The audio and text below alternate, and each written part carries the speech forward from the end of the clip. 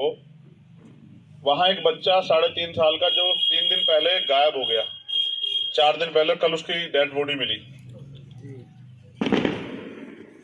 उनके माँ बाप रो रहे थे कि एक बार हमारी भाई से बात करा तो हमारी टीम वहां गई हुई। अब आपके घर में भी 3.5 साल के बच्चे होंगे। सोचो जब आप अगर किसी के घर में ऐसी तकलीफ होती है तो वो क्या करे, किसके पास जाए। और ये क्यों हो रही है? क्योंकि सरकार में बैठे गए लोग, उनको सिर्फ एक ही चीज से मतलब है कि किस तरह से वो जो नफरत बांट रहे हैं वो जारी रहे। अगर इस मुल्क में अपने लोगों की रक्षा सुरक्षा करनी है और हक अधिकार बचा के रखने हैं, जो आजादी मिली है उसको जिंदा रखना है, तो फिर हमें लड़ना पड़ेगा। अगर हम ये सोचे कि घर बैठ के कुछ मिल जाएगा तो इतना आसान नहीं। आप देखो जिनसे मुकाबला कर रहे हो 5 बजे शाखा लगाते हैं। अन्याय के खिलाफ लड़ाई में जो जेल में रहा, और 6/10 की एक कोठरी में मैंने 16 महीने बिताए, इस उम्मीद के साथ कि जब मैं बाहर जाऊंगा तो ये अन्याय जो मैंने सहा किसी और के साथ ना हो, इसलिए लड़ूं। समय परिस्थिति के हिसाब से वो लड़ाई और बड़ी होती चली गई। आज देश में 22-23 स्टेट में हम लोग इस लड़ाई को लड़ते हैं। और मुझे आपको बताना नहीं चाहिए, आप जो लोग जागरूक हैं, ध्यान रखते हैं, उन्हें सबको इस बात का पता होगा कि मुल्क में कोई ऐसी लड़ाई नहीं अन्याय के खिलाफ जिसमें हम लोग शामिल नहीं होते। चाहे वो किसान आंदोलन हो, चाहे वो CAA NPR NRC का मामला हो, उसमें भी सबसे ज्यादा लड़ाई हमने लड़ी, जेल भी काटी, लाठियां भी खाई। उसके अलावा चाहे वो रोस्टर का मामला हो, चाहे वो 69 शिक्षक भर्ती में जो अन्याय हुआ हो, चाहे वो दरोगा भर्ती में अन्याय हुआ, इस सरकार में तो जो भी अन्याय हुआ उत्तर प्रदेश के अंदर, चाहे वो मौलाना कलीम साहब के साथ जो हुआ, हुलत वाले जो हैं मुजफ्फरनगर में, चाहे मौलाना साद साहब के साथ जो हुआ, मरकज के साथ जो हुआ, आप भले ही भूल जाओ, क्योंकि मैंने लड़ी है, मैं कहां से भूल जाऊंगा। मैं इसलिए आपके बीच में हूं कि मैं इस लड़ाई को और मजबूती से लड़ना चाहता हूं। देखो, जिन लोगों ने अब तक आपको ठगा, उनके लिए मैं कुछ नहीं कह सकता, क्योंकि उनकी आदत है। हर आदमी की एक आदत होती है। एक आदमी अच्छा बनकर ठगता है, एक आदमी बुरा बनकर ठगता है। लेकिन जिसकी आदत ठगने की, उससे उम्मीद करना बेवकूफी। हमारे यहाँ तो कहते हैं कि अजमाए हुए को अजमाना नहीं चाहिए, जिसको अजमा चुके उसको नहीं अजमाना चाहिए, क्योंकि वो दोबारा धोखा देगा। मेरा एक प्रयास ये है कि इस देश के जो वो तबके जो अन्याय का सामना कर रहे हैं, चाहे वो किसान हो, मजदूर हो, चाहे वो दलित हो, चाहे पिछड़े हो, और चाहे वो मुसलमान हो, जैन हो, सिख हो, बौद्ध हो, ईसाई हो, पारसी हो, जो अपने ही मुल्क में, एक तरफ कल हमने गणतंत्र दिवस मनाया 26 जनवरी, जिस दिन इस देश में संविधान लागू और हमें आजादी मिली, अवसर मिले, अवसर की समानता आई कि मुल्क के हर पद पे हम लोग जा सकते हैं। हर ऐसा कोई काम नहीं देश के जिस किसी भी कोने में जाके हम जो लोग नहीं कर सकते। लेकिन आज इस देश में जो सत्ताधारी लोग हैं, उन्होंने ऐसा माहौल बना दिया है। उत्तर प्रदेश में तो इस डबल इंजन की सरकार ने कि यहां जाति धर्म देख के कार्रवाई होती है, यहां सरनेम से जो है अपराध तय होता और सजा मिलती। और इस अन्याय को हमसे बेहतर कौन वो करेगा जिन्होंने सहा। एक आदमी जिसने देखा, एक आदमी जिसने सहा कि निर्दोष होते हुए किस तरह हुकूमत में बैठे लोग लोगों को डराने का, धमकाने का, दबाने का, कमजोर करने का, तोड़ने का प्रयास कर रहे हैं। इनकी इस नफरत की लड़ाई के खिलाफ, इनके इस तानाशाही के खिलाफ हम लोगों ने अपने आंदोलन को धरातल पर मजबूत किया। और आप अगर मुझे जानते हैं, यहाँ बेटा हर एक वाइट शख्स अगर मुझे जानता है तो इस बात के साथ नहीं जानता कि मेरे पिताजी बहुत बड़े नेता थे, मेरी माँ बहुत बड़ी नेता थी, मेरे दादाजी बहुत बड़े नेता थे। कोई इस बात से नहीं जानता।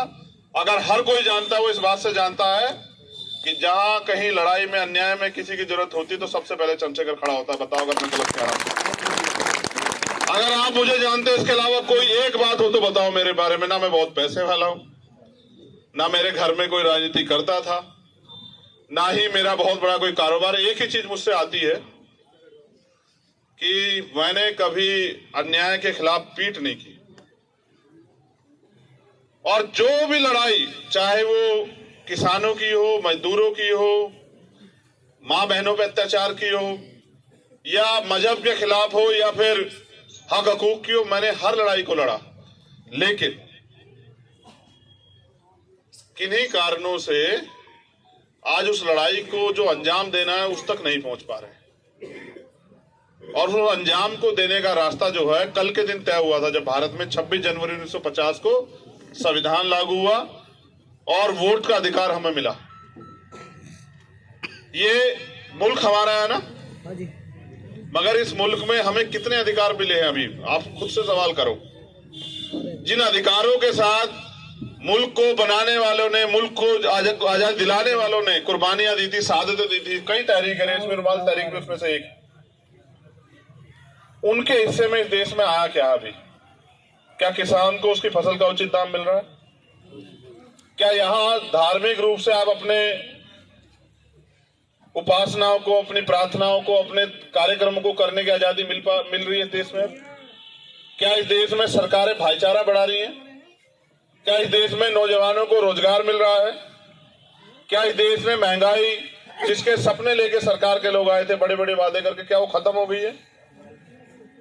एक चीज तो मिली कि पहले अगर किसी के साथ कोई अन्याय होता था, कोई तकलीफ में होता तो दूसरा उसका हाथ पकड़ता था। अब अगर अन्याय होता है या कोई सड़क पे आप देखना किसी के साथ कोई हादसा हो जाए तो ये कहते हुए डर लगता है कहीं ऐसा ना हो इसी में कोई इल्जाम लग जाए हमारे ऊपर। आज ऐसे हालात हो गए। और जब रिजल्ट आता है, देखो जितने झूठ फैला लो आप, जैसे मरकज का मामला था, इन्होंने पूरा झूठ फैलाया, पूरा कोरोना घेर दिया कि साहब मरकज से कोरोना वो हो गया, और जी भर के गालियां दी, जी भर के अपमान किया। और फिर जब कोर्ट का आदेश आया तो पता लगा मरकज का कोई रोल ही नहीं। अब इसका जवाब कौन देगा भाई? उसकी वजह से जो नुकसान हुआ उसका जवाब कौन देगा? देखो ताकतवर लोगों को फिर भी कुछ ना हो, समीर भाई बिल्कुल सच कह रहा हूं, लेकिन कहीं भी अन्याय होता है, ये नफरत फैलती है तो उसका सामना गरीब आदमी को करना पड़ता है, जिसके पास कुछ नहीं, जो सड़क पर निकलता है इस काम से कि अपने बच्चों का पेट भरेगा, और वो शिकार हो जाता है इनकी नफरत का। लेकिन क्योंकि अगर उनकी बात को, अगर जो सवाल उनके दिल में उसका जवाब नहीं मिलेगा तो फिर क्या मजेदारी। मेरा काम करने का तरीका तो आपको अभी दिख जाएगा 1 साल में। इसके लिए आपको 10-20 साल इंतजार थोड़ा ही करने हैं। आपने तो ऐसे लोगों को भी बना दिया जिनकी शक्लें भी आपने नहीं देखी, उनको ढूंढते फिरते आप कहाँ मिलेंगे? बताओ बनाया नहीं बनाया नहीं बना बताओ। और उनसे काम कह दोगे तो वो कहेंगे क्यों क्यों, किस बात का काम? और मैं कह रहा हूं ऊपर वाले से डर के, वो कुदरत जिसको आप जिस भी नाम से मानते हैं, ईश्वर, अल्लाह, ईसा मसीह या किसी भी नाम से आप उसको मानते हैं, मैं उससे डर के बात कह रहा हूं कि बिजनौर का नाम अगर पूरे देश को याद ना हो जाए काम के मामले में तब मुझे देखो मैं कोई विरासती तो नहीं हूं साहब कि एक बार के बाद, आप मेरी उम्र भी देख लो, मुझे ऐसा तो नहीं कि इसके बाद घर बैठ जाना है भाई। अगर मैं घर बैठ जाऊंगा तो फिर इस आंदोलन को चलाएगा कौन? मैं तो इस आंदोलन को चलाने के लिए आऊं। अच्छा ये भी नहीं पता कल क्या होगा, ये भी तय नहीं है। अभी इन्होंने मेरी गाड़ी पे हमला करा, आपने देखा होगा यहाँ खतौली, क्यों करा ये नहीं पता आपको? खतौली में ये अहंकार में कह रहे थे कि हमें कोई हरा नहीं सकता, हरा नहीं सकता। मैंने इनके अलग से खींच ली वो सीट। यही तो लड़ाई है मुझसे और क्या है। मैंने इनसे कहा, ये कह रहे हैं कि हमने मंत्री लगा दिए, हमने मुख्यमंत्री लगा दिए, बाबा जी भी आए वहां बड़े बड़े भाषण देंगे, बवाल सवाल जो मनाया कहेंगे। और मैंने कहा आप चिंता मत करो। उन लोगों से भी कहा कि भाई आप परेशान मत हो, देखते जाओ। ये जो जनता है ना, इसको समझाने की देर कि आज हालात क्या है। मैं आपसे पूछ रहा हूं, इस नफरत में कोई रोजगार कर लेगा क्या बाहर जाके? आप बताओ। और हम जो नफरत बांट रहे हैं, कल इसका सामना हमें नहीं करना पड़ेगा क्या? तो इसलिए मैं आपसे कह रहा हूं कि अगर अपने हक अधिकारों की लड़ाई लड़नी है तो फिर आपको खड़ा होना पड़ेगा। अगर आपको मुझसे बेहतर कोई लगे, मैं दिल से कह रहा हूं, ये मेरी मोहब्बत है आप, अगर मुझसे बेहतर कोई लगे तो उसके साथ खड़े हो जाना। मुझसे बेहतर अगर कोई लग जाए आपको काम में, जिस चीज में तोड़ लेना, और अगर ना लगे तो फिर मेरा साथ देना समय आने पे, फिर मुझे आजमा के देखना। इसलिए भी कह रहा हूं क्योंकि जब एक गरीब का बेटा, भाई आपसे भी कह रहा हूं, जब एक गरीब का बेटा आगे बढ़ता तो चुभता बहुत लोगों की निगाह में। ये मेरी बात को याद रखना। सही बात है। जब कोई अपने पैरों पे खड़ा होता है ना, कोई गरीब कुछ कर दिखाने के लिए, तो वो बहुत लोगों की नजरों में चुभता है। और ये मेरे साथ समस्या, जो लोग ताकतवर हैं जमहूरियत की वजह से, सत्ता की वजह से, वो याद रखे, मीडिया के साथी भी आए कि समय बदलता रहता है। आज आपका है, कल हमारे लोगों का भी होगा। आप देखना, इसी प्रदेश में होगा। और एक ऐसा समय आएगा कि इंसान को मजहब की वजह से, धर्म की वजह से, पशु की वजह से सताया नहीं जाएगा उत्तर प्रदेश में। और सब लोगों को अपने कारोबार, तरक्की, आगे बढ़ने का अवसर मिलेगा। मेरा एक संदेश भी अगर आप कहो तो दे दूं, कारोबार तो कराओ, लेकिन इस देश के सिस्टम में भी आओ, नौकरियों में आओ। जब हम उस सिस्टम का हिस्सा हो जाते हैं ना, तब कुछ चीजें ऐसी हो जाती हैं कि कुछ अन्याय अगर हमारे खिलाफ हो रहा होता तो हम पे कुछ होता है, हमारी बात रखने वाला भी कोई होता है। हम इसको अगर नकारना चाहते हैं, इसे नकार के हम इस देश में अपने पैरों में नहीं खड़े हो सकते। तालीम स्वीकार करो। आज अगर एक IAS IPS बनता है तो क्या वो कितने लोगों के लिए वो रास्ते खोलता है, बताओ। अभी एक बेटी गई है इसरो में, एक बेटी इसरो में गई है, और बहुत गरीब परिवार से, और वहां जाके वो जो भी इस काम को आगे बढ़ाएगी, उससे क्या समाज का सम्मान नहीं बढ़ेगा? देखो, कामयाबी बोलती है ना। मैं क्रिकेट बहुत देखता हूं। अभी एक प्लेयर है मोहम्मद सिराज, वो उस दिन वाला मैच पूरा हार गए थे। तुम कितना भी देखो यहां नफरत फैला लो, अकेले सिराज के दम पे उस दिन वो मैच जीते। तो मैं ये पूछ रहा था कि सिराज का सम्मान कैसे करोगे? नफरत बांटने वाले बताओ, इस सिराज का सम्मान कैसे करोगे?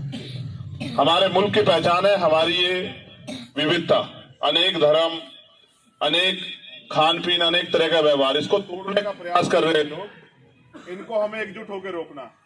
तो बस मैं आपसे अपील करूंगा कि अभी तो मैं इस लड़ाई को लड़ रहा हूं, अभी तो और 6 महीने 8 महीने काम देखते रहो।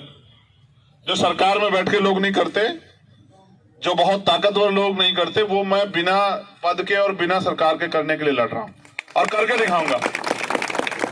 और जब अगर ऐसा अवसर आ जाए तो फिर आपके ऊपर है। अगर मैं अकेला आके यहां लग जाऊंगा तो जो लड़ाई पूरे देश में लड़नी है, किसानों की, कमेरों की, मजदूरों की, नौजवानों की, बच्चियों की, वालिदाओं की, वो लड़ाई कमजोर पड़ जाएगी। अगर सब लोगों से जाके मिलूंगा तो चीजें यहां के खराब होंगी। बाकी आप बताओ, मुझे तो कोई इसमें भी दिक्कत नहीं है, लेकिन आप सोचो, जहां मेरी जरूरत है अगर वहां मैं नहीं हुआ तो जो लोग मुझसे उम्मीद रखते हैं उनको तकलीफ नहीं होगी। मैं इस लड़ाई को भले बिजनौर से शुरुआत करूंगा, लेकिन इस लड़ाई को मुझे दिल्ली लेके जाना है। बिजनौर में नहीं रोकनी है। इसलिए नहीं रोकनी है क्योंकि ये लड़ाई दिल्ली जाके ही समाप्त हो सकती है। मेहनत बहुत करूंगा, ईमानदारी के अलावा कुछ आता नहीं है, कुछ कमाया नहीं है, ना कमाने की इच्छा। एक ही चीज आती है कि आप मेरे जाने के बाद भी मुझे याद रखो, आज यहाँ के बाद भी, और जब इस दुनिया से जाऊंगा तब भी। इतना ही कमाना है बस। देखो, अगर इंसान हो के, मैंने वहां कहा पिछले उसमें, अगर इंसान हो के और इंसान के दर्द पे आपको तकलीफ नहीं है तो फिर आप इंसान नहीं। और आज के जो हालात हैं, जो लोग इंसान की तकलीफ पे हंस रहे हैं, उनसे ज्यादा उम्मीदें नहीं बची। अब तो अपनी ताकत बनाइए और अपनी ताकत से अपने आने वाले रास्ते खोलिए, इसके बारे में सोचिए। मैं महाराष्ट्र से लौटा, कुछ किताबें लाया हूं वहां से, एक बड़े अच्छे अधिकारी उन्होंने दी, और उन किताबों का अध्ययन ये कहता है कि जब भी थोड़ा सा रंग मेहनत से चढ़ता है, थोड़ा सा रंग, तभी कुछ ना कुछ माहौल ऐसा देश में करके उस रंग को उतार दिया जाता है। ये एक साजिश है, इसका हिस्सा नहीं बनना है। इसलिए बहुत बहुत शुक्रिया जिन लोगों साथियों ने प्रोग्राम कराया, जिन लोगों ने इतनी